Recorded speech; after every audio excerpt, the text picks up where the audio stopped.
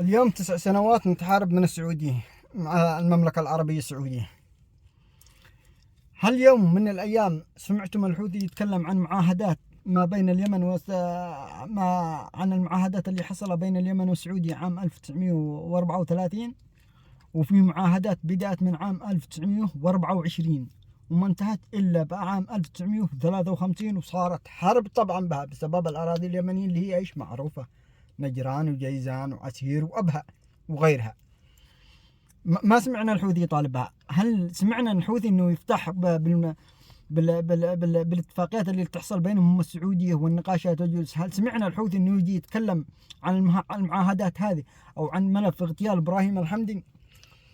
هل سمعنا احد من الشرعية الهاربة الفارغة بالرياض ان يطالبوا بفتح الملفات هذه واعادتها وتنشيطها من جديد وعادة الاتفاقيات وتفعيلها ما بين البلدين من جديد؟ لا، ما سمعناها. هؤلاء ناس يلعبون علينا، ناس يضحكون علينا، ناس يحاولون يبنوا مصالحهم. الحوثي يدمر اليمن كما تدمرت العراق وكان لها شأن، وكلبنان.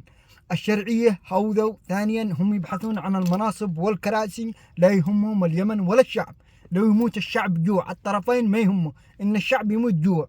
اهم شيء هذا يرضي ايران وذول يرضون دول الخليج والشعب يموت. لا، نحن نبغى نعيش ولا ما حد بيحكمنا منكم. اقسم بالله لا نقاتلكم لاخر نفس.